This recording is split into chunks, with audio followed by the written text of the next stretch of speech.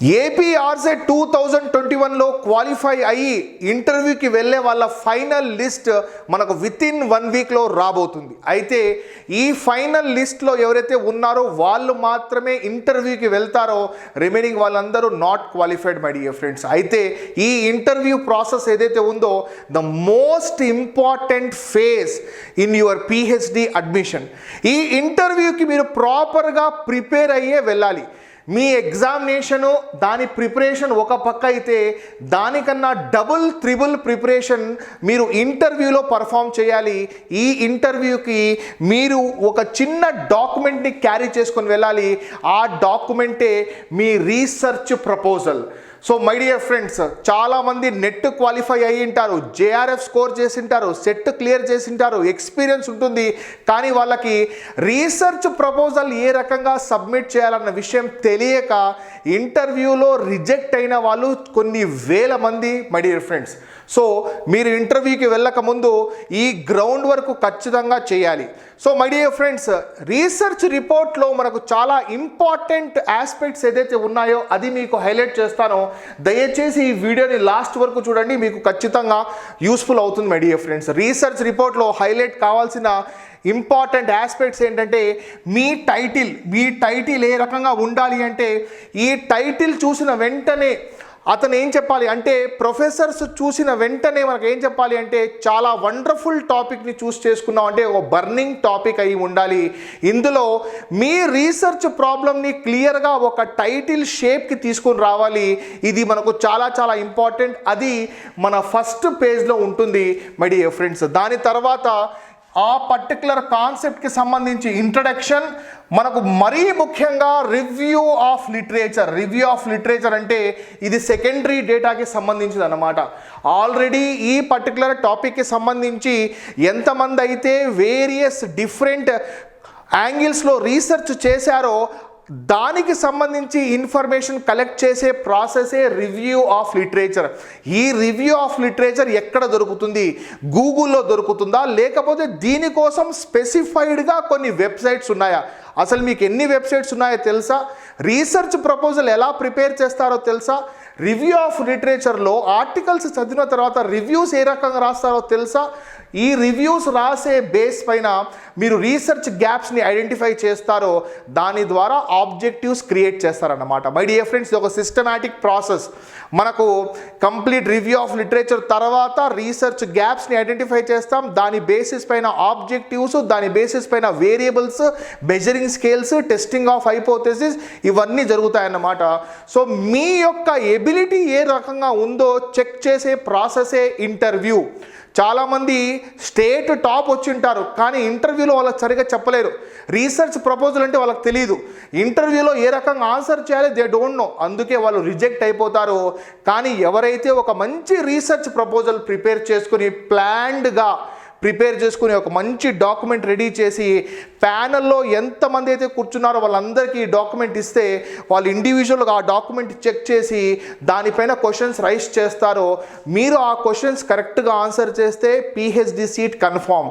నేను కూడా అటెండ్ అయ్యాను, నేను కూడా సినాప్సిస్ ప్రెజెంటేషన్స్ ఇచ్చాను, నేను కూడా వైవో వాయిస్ అటెండ్ అయ్యాను. నేను ఒక ఎక్స్పీరియన్స్డ్ పర్సన్, ఎందుకంటే పిహెచ్డి కోసం కొన్ని యూనివర్సిటీస్కి తిరిగాను, యాజ్ వెల్ యాజ్ ఫైనల్గా ఒక యూనివర్సిటీలో నేను జేఆర్ఎఫ్ క్వాలిఫై అయిన తర్వాత జాయిన్ అయ్యాను. ఫెలోషిప్ తీసుకుంటూ ఈ సిచ్యువేషన్స్ని నాకు బాగా తెలుసు కాబట్టి నా ఎక్స్పీరియన్స్ని మీకు షేర్ చేస్తున్నాను మై డియర్ ఫ్రెండ్స్. సో దాని బేసిస్ పైన రీసెర్చ్ గ్యాప్స్ ఐడెంటిఫై చేయడం. This research methodology is the heart of your research. ఇందులో ఆబ్జెక్టివ్స్ కానివ్వండి, స్కోప్ ఆఫ్ రీసెర్చ్ కానివ్వండి, శాంప్లింగ్ టెక్నిక్స్ కానివ్వండి, స్టాటిస్టికల్ టూల్స్ కానివ్వండి, డేటా కలెక్షన్ మెథడ్స్ కానివ్వండి, ఇవన్నీ క్లియర్గా స్పెసిఫై చేస్తారో దీని మీద కూడా మీకు ఖచ్చితంగా గ్రిప్ ఉండాలి మై డియర్ ఫ్రెండ్. దాని తర్వాత ఇయర్ వైజ్ ప్లాన్. మీరు పిహెచ్డి జాయిన్ అయిన 3 మంత్స్ తర్వాత ఏం చేస్తారు, 6 మంత్స్ తర్వాత ఏం చేస్తారు, ఏ రకంగా మీరు డేటా కలెక్షన్ కోసం వెళ్తారు, ఎప్పుడు మీరు డేటా కలెక్షన్ చేస్తారు, ఎన్ని నెలలు పడుతుంది, దానికన్నా ముందు రివ్యూ ఆఫ్ లిటరేచర్ ఎక్కడికి వెళ్తారు, మీరు ఐఐఎం బెంగళూరుకి వెళ్తారా, ఐఐటి మెడ్రాస్కి వెళ్తారా, ఐఐటి ఢిల్లీకి వెళ్తారా, ఐఏఎస్ బెంగళూరుకి వెళ్తారా, ఇండియన్ ఇన్స్టిట్యూట్ ఆఫ్ సైన్స్, అక్కడి నుంచి మీరు డేటా కలెక్ట్ చేసుకుని వస్తారా, secondary data, review of literature. అక్కడ వెళ్ళాల్సిన అవసరం లేకుండా నేను మీకు కొన్ని సోర్సెస్ చెప్తాను. ఈ సోర్సెస్ ద్వారా మీ సబ్జెక్ట్కి సంబంధించి కొన్ని పర్ఫెక్ట్ సోర్సెస్ చెప్తాను మై డియర్ ఫ్రెండ్స్. అక్కడ మీ సబ్జెక్ట్కి సంబంధించి కొన్ని వేల థీసిస్లు, కొన్ని వేల ఆర్టికల్స్ ఉన్నాయి. అందులో కొన్ని థీసిస్లు చదివి, రెఫరెన్స్ కోసమే ఆ థీసిస్లు పెట్టారు కాబట్టి చదివి అందులోంచి ఒక టాపిక్ చూస్ చేసుకుని దాని బేసిస్ పైన రెఫరెన్స్ యూస్ చేసి మీరు ఒక రీసెర్చ్ సినాప్సిస్ ప్రిపేర్ చేయొచ్చు. నేను మీకు హెల్ప్ చేస్తాను మై డియర్ ఫ్రెండ్స్. ఇక్కడ year wise plan, chapter scheme tentative అన్నమాట. అంటే ఫస్ట్ చాప్టర్ ఏముంటుంది, సెకండ్ చాప్టర్ ఏముంటుంది, థర్డ్, ఫోర్త్, ఫిఫ్త్ చాప్టర్స్ ఏముంటాయి అని ఆ రకంగా ఇక్కడ tentative, year wise plan, chapter scheme, reference and bibliography చాలా చాలా ఇంపార్టెంట్ అండి. ఎక్కడి నుంచి మీరు ఈ రెఫరెన్సెస్ని తీసుకున్నారు, ఆ రెఫరెన్సింగ్ స్టైల్ చూడండి. మనకు ఎంఎల్ఏ స్టైల్ ఉంది, మనకు ఏపీఏ స్టైల్ ఉంది, modern language association style is very famous. అలా అని చెప్పేసి ఏపీఏ స్టైల్ కూడా యూస్ చేయొచ్చు. మనకు లాస్ట్లో మీరు ఏమన్నా ఆర్టికల్స్ రాసింటే అక్కడ అటాచ్ చేయడం అన్నమాట. సపోజ్ నేను ఒక పిహెచ్డి ఇంటర్వ్యూకి వెళ్తున్నాను, అందులో లాస్ట్లో నేను కొన్ని ఆర్టికల్స్ని పబ్లిష్ చేశాను. ఎప్పుడైతే నేను పిహెచ్డి ఇంటర్వ్యూ అటెండ్ అయ్యానో 2010లో, అప్పుడు నా దగ్గర దాదాపు 5-6 articles with ISBN ISSN number, నేను ఎంఫిల్ ఫైనల్ ఇయర్ చదివాను అనమాట. సో దాన్ని బేస్ చేసుకొని నా ఆర్టికల్స్ చూసి ఇంటర్వ్యూ వాళ్ళు ఇంప్రెస్ అయ్యారు. నా మార్క్స్ బాగున్నాయి, ఆర్టికల్స్ ఉన్నాయి, net JRF first attempt, university rank, దాంతోపాటు నా పర్ఫార్మెన్స్ వండర్ఫుల్గా ఉన్న తర్వాతే నాకు సీట్ రావడం జరిగింది మై డియర్ ఫ్రెండ్స్. ఈ ఆర్టికల్స్ ఏదైతే ఉన్నాయో, ఎవరైతే పిహెచ్డి ఇంటర్వ్యూకి వెళ్ళలేకపోయారో లేదా ఆర్సెట్ ఎగ్జామినేషన్లో క్వాలిఫై కాలేకపోయారో వాళ్ళు బాధపడాల్సిన అవసరం లేదు. మీరు దయచేసి ఏం చేయండి, మీరు ఇప్పటి నుంచే ఒక టాపిక్ని ఐడెంటిఫై చేసి దానిపైన ఆర్టికల్స్ రాయండి.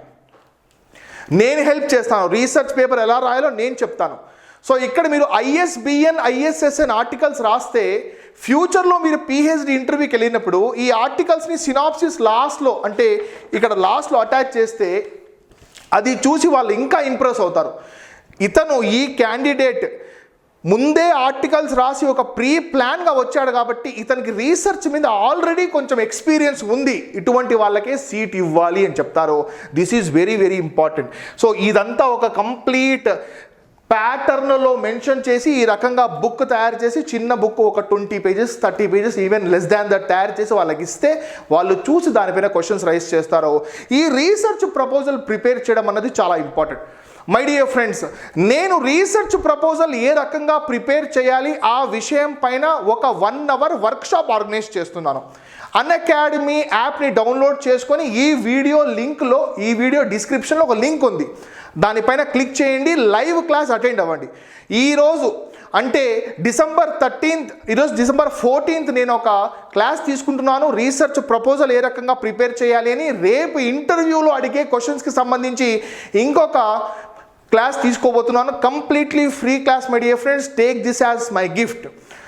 ఏ రకంగా మన ఎయిమ్ అకాడమీ యాప్లో మీకోసం ఆర్సెట్కి సంబంధించి మోడల్ పేపర్స్ అప్లోడ్ చేశామో అందులోంచి చాలా క్వశ్చన్స్ వచ్చాయి. ఇన్ ద సేమ్ మేనర్ ఈ రీసెర్చ్ ప్రపోజల్ చేసే వర్క్షాప్ని కూడా మీరు అటెండ్ అవ్వండి. ఎవరైతే వర్క్షాప్ అటెండ్ అవుతారో వాళ్ళందరికీ ఒక సాఫ్ట్ కాపీ కూడా ఇస్తాను. దాంతోపాటు ఎక్కడ నుంచి ఇంపార్టెంట్ సోర్సెస్ మీకు దొరుకుతాయి ఆ వాల్యుబుల్ ఇన్ఫర్మేషన్ నేను మీకు షేర్ చేస్తాను. ఎందుకంటే I'm experienced person, I completed my PhD. నా ఎక్స్పీరియన్స్ అంతా మీకు ఖచ్చితంగా యూజ్ అవుతుంది మై డియర్ ఫ్రెండ్. నేను పిహెచ్డి కంప్లీట్ చేసి దాదాపు 7-8 years అవుతుంది. నా ఎక్స్పీరియన్స్ మీకు ఖచ్చితంగా యూజ్ అవుతుంది. సో దీన్ని బేస్ చేసుకొని సాఫ్ట్ కాపీ ఇస్తాను, యాజ్ వెల్ యాజ్ మీకు పర్ఫెక్ట్ సోర్సెస్ చెప్తాను. మీరు దయచేసి ఈరోజు జరగబోయే క్లాసు మరియు రేపు జరగబోయే క్లాసెస్కి ఖచ్చితంగా అటెండ్ అవ్వండి. డీటెయిల్గా రీసెర్చ్ మెథడాలజీలు ఏమేమి ఉండాలి, as well as review of literature ఏ రకంగా చేయాలి, రెఫరెన్సెస్ బిబ్లియోగ్రఫీ ఏ రకంగా మెన్షన్ చేయాలి అన్న అన్ని పాయింట్స్ మీద మీకు క్లారిటీ ఇస్తాను. దయచేసి ఈ సెషన్ అటెండ్ అవ్వండి. This will be very useful for you my dear friends. Thank you very much my dear friends. Screen పైన కనిపిస్తున్న నంబర్కి ఒక వాట్సాప్ చేయండి, నేను ఖచ్చితంగా మీకు అప్డేట్స్ పంపిస్తాను. వెరీ సూన్ మనం ఒక కొత్త స్ట్రాటజీ తీసుకొస్తున్నాం. సబ్జెక్ట్ వైడ్ క్వశ్చన్స్, ప్రతిరోజు సబ్జెక్ట్ వైడ్ క్వశ్చన్స్ పెట్టే విధంగా మీకు డెఫినెట్గా రాబోతున్న ఎగ్జామ్స్ 2022లో క్రాక్ చేసే విధంగా అది యూజ్ అవుతాయన్నమాట. సో క్లాసెస్ మాత్రం మిస్ కావద్దండి. Thank you very much for your valuable time. నా ఎక్స్ప్లెనేషన్ నచ్చితే ఈ వీడియోకి ఒక లైక్ ఇవ్వండి. మీకు ఏమైనా డౌట్ ఉంటే కామెంట్ సెక్షన్లో మెన్షన్ చేయండి. Will meet with many more videos my dear friends. Take care of your self. This is doctor Ahmed Basha signing off. Jai Hind.